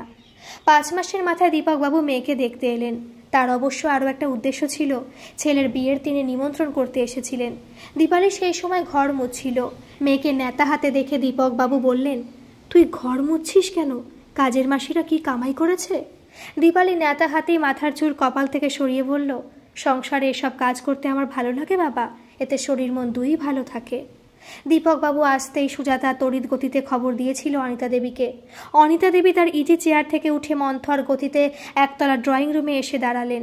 তারপর সোফায় বসে বললেন, বাবাকে তো আগে চা জল মিষ্টি টিষ্টি দেবে দীপালি, তা না বাবা আসতে না আসতেই তাকে নিজের সুখ দুঃখের কথা বলতে বসে গেছো? আপনি বসুন বেআই মশাই, একটু জল মিষ্টি খাবেন তো? ফ্রিজে মাছ মাংস যা আছে সবই তো গোনাগুনতি। আপনাকে যে এখান থেকে 2টি ভাত খেয়ে যেতে বলবো সে উপায়ও নেই। আপনি কুটুম্ব মানুষ, ডাটা চচ্চড়ি দিয়ে তো আর আপনাকে ভাত বেড়ে দিতে পারি না। আগে থেকে জানিয়ে এলে বেশি করে মাছ মাংস আনিয়ে রাখতাম, কিন্তু আপনি তো হুট করে এসে একেবারে চমকে দিলেন। দীপকবাবু বললেন, সে নয় অন্য দিন হবে খন, কিন্তু আমি ভাবছিলাম বাচ্চা না হওয়া পর্যন্ত এই কটা দিন যদি আমি দীপালিকে নিজের কাছে নিয়ে গিয়ে রাখি। অনিতা দেবী বললেন, কিন্তু আমার ছেলে এখন বাড়িতে নেই, তার বিনা অনুমতিতে মেয়েকে নিয়ে যাওয়া কি ঠিক হবে? কিছুদিন হলো দিবাকরবাবু অবসর গ্রহণ করেছেন। তার বেশিরভাগ সময় এখন স্টাডিতে কাটে। তার চায়ের নেশা, তাই নমিতা তাকে ঘরে চা দিয়ে আসে। নমিতার মুখে তিনি দীপকবাবুর আসার খবর পেলেন। তাড়াতাড়ি নেমে এসে বললেন, আরে দীপক, তুই এসে খুব ভালো করেছিস রে। হ্যাঁ রে, মেয়ের বিয়ে দিলেই বুঝি সব দায়িত্ব কর্তব্য শেষ হয়ে যায়? মাঝে মাঝে কি খোঁজ খবর নিতে মেয়ের বাড়ি আসা যায় না? হ্যাঁ রে দিবা, আমিও সে কথাই ভাবছিলাম, কটা দিন মেয়েটাকে নিজের কাছে নিয়ে গিয়ে রাখবো। কিন্তু বিয়ান বলছিল জামাই এখন বাড়িতে নেই, হাসপাতালে হয়তো সে এখন ব্যস্ত আছে। এদিকে তার অনুমতি ছাড়া আমি দীপালিকে নিয়েই বা যাই কি করে? দিবাকর বাবু বললেন, আরে তুই ছাড় তো, আমি দীপালিকে তোর সাথে যাবার অনুমতি দিচ্ছি। দীপালি দেখলো অনিতা দেবী চোখ দিয়ে যেন আগুনের ফুলকি বের হচ্ছে। সে বলল, কিন্তু বাবা। কোনো কিন্তু নয় মা, বাড়ির এক কোণে জঞ্জালের মতো পড়ে থাকি, ওনার শরীরের কথা ভেবে একটি কথাও বলতে পারি না। আজ এই সিদ্ধান্তটুকু তুমি আমায় নিতে দাও। দীপালি ব্যাগ গুছিয়ে বাপের বাড়ি এলো। বাড়ির গাড়ি থাকা সত্ত্বেও ট্যাক্সিতে এলো, কারণ অনিতা দেবীর ঘাটের অবস্থা ভালো নয়, তার জন্য একজন ড্রাইভার আর গাড়ি তো বাড়িতে থাকা দরকার। দ্বিতীয় গাড়িটা অমিতাভ ব্যবহার করে। ট্যাক্সি থেকে বাড়ির গেটের সামনে নামতেই দীপালি দেখে একেবারে হুলস্থুল কাণ্ড। জুলি পিসির সাথে তার বৌদির একেবারে খণ্ডযুদ্ধ লাগার উপক্রম হয়েছে। জুলি পিসি তারস্বরে চেঁচাচ্ছে, হ্যাঁ হ্যাঁ, আমার সবাইকে খুব ভালো করে চেনা হয়ে গেছে। ভাবছো কবে আমি মরবো, আর আমার সব টাকা পয়সা গয়নাগাটি তোমরা দুই বউ মিলে হাপিস করে দেবে? সেটি হচ্ছে না। দীপালি মায়ের দিকে তাকালো। জুলি পিসি আজ কাজে যায়নি মা? কাজে যাবে কি করে? ওই হারান চক্রবর্তীদের বাড়ির বোবা কালা কাজের মেয়েটাকে এনে রেখেছে। মেয়েটা তো প্রেগনেন্ট। জুলি বলেছে ওর বাচ্চা হলে তাকে নিজের মেয়ের মতো করেই মানুষ করবে। আবার জুলি পিসির গলা পেল দীপালি, এটা আমার অংশ বৌদি, আমি যাকে খুশি এনে রাখতে পারি। বেশি ট্যান্ডাই ম্যান্ডাই করলে আমি পুলিশ ডাকবো। পুলিশের ভয়ে কিনা কে জানে। জয়ন্ত কাকুর স্ত্রী আপাতত চুপ করে গেলেন। খানিক পরে আবার বললেন, কথাটা মনে থাকে যেন। এদিকে ওই মেয়ে যেন ভুলেও পা না রাখে। এরপর বাচ্চা হলে সে যদি এদিকে হামাগুড়ি দিয়ে আসে না, আমি ও কোর্টে গিয়ে নালিশ করব। জুলি পিসি বলল, চিন্তা নেই বৌদি, আমি তাকে তালা দিয়ে রাখব। শ্যামা মেয়েকে বললেন, শুনলি তো, বাচ্চা হবে মেয়েটার। হতভাগীটার বর তো চোখে দেখতে পেত না। দিন তিনেক আগে রাতে মদ খেয়ে বাড়িতে ঢোকার সময় কুয়োয় পড়ে মরেছে সে। আজ সকালে ওই বোবা কালা বউকে ওর শাশুড়ি বাড়ি থেকে তাড়িয়ে দিয়েছে। জুলি বাজার যাবার পথে দেখেছে ওই ব্যানার্জিদের বড় পুকুরটায় নাকি মেয়েটা ঝাঁপ দিয়ে মরতে যাচ্ছিল। আর তখন মেয়েটাকে জুলি বাড়িতে নিয়ে আসা থেকে অশান্তি চলছে। সময়ে মেয়েদের বিয়ে না দিলে এরকমই হয়। দীপালি বিড়বিড় করল, ভাগ্যিস হয়নি। শ্যামা মেয়েকে বললেন, কিছু বললি দীপা? দীপালি বলল, না মা, কিছু বলিনি, আমি বরং স্নান সেরে ঘরে গিয়ে বিশ্রাম করি। দীপকবাবু বললেন, হ্যাঁ শ্যামা, তোমরা পরে কথা বলো, মেয়েটাকে একটু বিশ্রাম নিতে দাও। মেয়েটাকে শ্বশুর বাড়িতে 3 বেলা ঘর মুছতে হয়। দীপালি বলল, কি যে বলো বাবা, শাশুড়ির শরীর খারাপ বলেই ওই কাজটুকু আমায় করতে হচ্ছে। মায়ের হার্টের অবস্থা তো ভালো নয়। শ্যামা বলল, ও সেই কথা বল, শাশুড়ির শরীর খারাপ বলেই এটুকু দায়িত্ব তোকে নিতে হয়েছে। তোর বাবা এমন করে কথাটা বললেন যে মনে হলো তোর শ্বশুরবাড়ির লোকেরা যেন সব পাষণ্ড, তোকে একেবারে খাটিয়ে খাটিয়ে তারা মেরে ফেলছে। শাশুড়ি আর কার কদিন থাকে মা, তিনি চলে গেলেই তুমি সেখানে রাজত্ব করতে পারবে। দীপালি মায়ের দিকে অবাক হয়ে তাকালো, বলল, ঠিক বলেছ মা। 2 দিন পরেই অমিতাভ বউকে নিতে এলো। বলল, আমাদের বাড়িতে দীপালি ভালো থাকবে। তাছাড়া দুর্নিবারের বিয়ের এখনো মাস 6 দেরি আছে, তার আগে বাচ্চাও হয়ে যাবে। দীপকবাবু বললেন, কিন্তু এই অবস্থায় দীপালির এত কাজ করাটা কি ঠিক? অমিতাভ বলল, সেটা কি আমরা ভাবিনি বলছেন? আসলে কাজের লোক পেতে একটু সমস্যা হচ্ছিল। আপনারা তো একটু ধৈর্য ধরতেই পারলেন না। যাই হোক, কাজের লোক ঠিক করে আমি দীপাকে নিতে এসেছি। দীপালি অমিতাভর সাথে শ্বশুরবাড়ি ফিরে এলো। দীপালি এখন শুয়ে বসে আরাম করেই থাকে। তার পছন্দ মতো খাবারের বন্দোবস্ত করাও হয়েছে। যথাসময়ে পুত্র সন্তানের জন্ম দিল দীপালি। দীপালির খুব ইচ্ছে হলো ছেলের নাম রাখবে দেবজ্যোতি, কিন্তু অনিতা দেবী বাদ সাধলেন। ছেলের নাম তার বাপের সাথে মিলিয়ে অ দিয়ে রাখতে হবে মা। অনিন্দ নামটা বেশ সুন্দর, এত সুন্দর দেখতে হয়েছে আমার অমিতের ছেলে।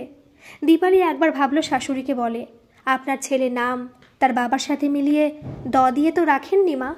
আমি তো ভেবেছিলাম আপনি যেমন নিজের নামের সাথে আদ্য অক্ষর মিলিয়ে আপনার ছেলের নাম রেখেছেন, আমিও তেমন তার মায়ের সাথে মিলিয়ে আমার ছেলের নাম দেবজ্যোতি রাখব। কিন্তু দীপালি মুখ ফুটে কিছু বলার আগেই অনিতা দেবী বললেন, আমি মার 2 দিন বই তো নয়, তারপরেই বংশে যত ছেলেপুলে হবে তাদের নাম তোমার ইচ্ছে মতো রেখো। দীপালি চুপ করে গেল। চুপ করে থাকাই যে তার ভবিতব্য, সেই কথাটা বুঝে গেছে দীপালি। দাদার বিয়েতে এসে দীপালি দেখল জুলি পিসি কোলে মেয়ে নিয়ে ঘুরছে। বোবাকালা মেয়েটি জুলি পিসির হাতে মেয়েকে দিয়ে বেশ নিশ্চিন্ত। জুলি পিসির স্বাদ এতদিনে যেন ভগবান পূর্ণ করেছে। দীপালি দীর্ঘ নিঃশ্বাস ফেলল। ভগবান যে কবে তার পানে মুখ তুলে চাইবেন, কবে সে শাশুড়ির মুখের ওপর বলতে পারবে কথাটা। আপনি আর কদিন মা আমাকে এবার একটু নিজের মতো খোলা হাওয়ায় নিঃশ্বাস নিতে দিন। বাপের বাড়ি আর সেভাবে আসা হয় না দীপালির। পাছে জুলি পিসির সেই আদরিনীর সঙ্গে মেলামেশা করে ছেলে বকে যায়, সেই ভয়ে কাটা হয়ে থাকে অমিতাভ। দিন মাস পেরিয়ে বছর ঘোরে, মা বাবা সবাই একে একে চলে গেলেন। শ্বশুর মশাইও চলে গেছেন তারার দেশে। অনিন্দ ডাক্তারি পাশ করে গেছে। আয়নায় নিজেকে দেখছে দীপালি। গালের পাশে চামড়া কুঁচকে গিয়ে ঝুলে পড়েছে। অনিতা দেবী এখন একটু আস্তে হাঁটেন। তার হাঁটুর জোর অনেক কমে গেছে। একদিন ছেলে বউ নাতিকে ডেকে বললেন, আমি হয়তো আর মাত্র 2 দিন, এবার তোমরা আমার নাতিবাবুর বিয়ের ব্যবস্থা করবে তো? অনিন্দ লাজুক হেসে বলল, আমি নিজেই একজনকে কথা দিয়ে রেখেছি ঠাম্মা। দীপালি বলল, সে কি রে? তাকে বাড়িতে নিয়ে আয় একদিন, আমাদের সাথে আলাপ করিয়ে দে। কি করে সে? কি নাম? অনিন্দ মাথা নিচু করে বলল, সেও আমার মতোই ডাক্তার মা, নাম যুথিকা। তোমার মনে হয় খুব একটা অপরিচিত সে নয়। দীপালির কপালে ভাঁজ পড়ে। কি বলছে তার ছেলে? যুথিকা? যুথি নামটা যেন ভীষণ চেনা। দীপালি বলল, কি বলতে চাইছিস? অনিন্দ বলল, সে তোমার জুলি পিসির মেয়ে মা, হয়তো আমার চেয়েও সে নাম করা ডাক্তার হবে একদিন। অমিতাভ চেঁচিয়ে উঠল, না না অনি, এটা কিছুতেই হতে পারে না। একটা নামগোত্রহীন মেয়ে এ বাড়ির বউ হয়ে আসবে, এ আমি কিছুতেই হতে দেব না। অনিতা দেবী বললেন, সে কি তোমার বাপের বাড়ির পিসির আশ্রিত সেই বোবা হাবার মেয়ে? সে কি করে এ বাড়ির বউ হবে? এমনিতে আমার হাটের অবস্থা ভালো নয়, তার মধ্যে এসব অনাচার দেখলে আমি তো একদিনও বাঁচব না। দীপালি শাশুড়ির মুখের কথা কেড়ে নিয়ে বলল, আমিও তো সে কথাই বলছি মা। আপনি আর কদিন আছেন? খামোখা আপনার জন্য আমার ছেলেটাকে আপনি মিথ্যেবাদী করে দেবেন? সে যে যুথিকাকে কথা দিয়ে ফেলেছে। আর তোমাকেও একটা কথা বলি অমিতাভ, মানুষের পরিচয় হয় তার কর্মে, বংশ মর্যাদায় নয়। বলেই ছেলেকে বললেন, তুই চিন্তা করিস না অনি, যুথিকা এ বাড়িতে বউ হয়ে আসবে। যুথিকাকে অনেক দিন দেখেনি দীপালি, দেখা হয়নি জুলি পিসির সাথেও। অমিতাভ ছেলের মুখ চেয়ে কোনো রকমের তেতো গেলার মতো মুখ করে বিয়েতে মত দিয়েছে। অনিতা দেবী শয্যা নিয়েছেন, হাঁটা চলা একরকম বন্ধ। জুলি পিসির বাড়ি গিয়ে দীপালি শুনল, যুথিকা জন্মদাত্রী মা অনেকদিন আগে গত হয়েছেন। দীপালি বলল, মেয়ের বিয়ের পর তুমি মেয়ের কাছে থাকবে জুলি পিসি? আমার অনেক দিনের শখ গো, ছেলের বিয়ে দিয়ে সবাই মিলে একসাথে হই হই করে থাকবো। জুলি পিসি বলল, আচ্ছা আচ্ছা, সে হবে খন, আগে তো ওদের বিয়েটা হোক। যুথিকার অনিন্দর বিয়ের 1 মাস পরই জুলি পিসিকে বাড়িতে নিয়ে এসেছে দীপালি। অনিতা দেবী চুপ করে চেয়ে চেয়ে সব দেখেন। তিনি আর বিছানা থেকে উঠতে পারেন না, তার কথাও জড়িয়ে যায়, তাই আর কিছু বলার চেষ্টাও করেন না। দীপালি শাশুড়ির মাথার কাছে বসে হাত বুলিয়ে দেয়। মাঝে মাঝে অনিতা দেবীর চোখ দিয়ে জল গড়িয়ে পড়ে। দীপালি সেই জল হাত দিয়ে সযত্নে মুছিয়ে দেয়। একদিন এভাবেই দীপালি শাশুড়ির পায়ের কাছে বসে হাত বুলিয়ে দিচ্ছে। যুথিকা ঘরে ঢুকলো হন্তদন্ত হয়ে। তার হাতে একটা প্লেট, তাতে 2 পিস পেটির মাছ ভাজা। ঘরে ঢুকে যুথিকা বলল, মামুনি আমাকে বলেছিল মা, এটা নাকি তোমার ফেভারিট খাবার, শিগগির হাত ধুয়ে এটা খেয়ে নাও, আমি ততক্ষণ ঠাম্মার পায়ে হাত বুলিয়ে দিচ্ছি। দীপালি বলল, কিন্তু এখন এভাবে? যুথিকা বলল, হ্যাঁ, হাত ধুয়ে এসে এখানে ঠাম্মার ঘরে বসে তো এটা তুমি খাবে মা। আমরা সবাই মিলেমিশে আছি দেখলে ঠাম্মা কত খুশি হবে বলো তো। উনি আর কদিন আছেন, আমাদের ভালো থাকাতেই তো ঠাম্মার শান্তি। যাও মা, আর দেরি করো না, শিগগির হাত ধুয়ে এসো। দীপালি উঠে দাঁড়িয়ে একবার শাশুড়ির মুখের দিকে তাকালো। অনিতা দেবীর ঠোঁট দুটি একবার থরথর করে কেঁপে উঠল। অনিতা দেবী কি কিছু বলতে চাইলেন? কি বলতে চাইলেন অনিতা দেবী? যাও মা, আর দেরি করো না, যুথিকা যা বলছে তাই করো, আমি আর 2 দিন বই তো নয়। দীপালি দাঁড়িয়ে একটু ভাবল, কিন্তু ঠিক বুঝতে পারল না। যুথিকা আবার তাড়া দিল, কি হলো মা? তারপর দীপালির কানের কাছে মুখ এনে ফিসফিস করে যুথিকা বলল, আমি এসে গেছি মা। তোমার বুকের বন্ধ কুঠুরিতে যত আশা তুমি এতদিন ধামা চাপা দিয়ে রেখেছ, তোমার সেই সব আশা পূরণ করার দায়িত্ব এখন থেকে আমার।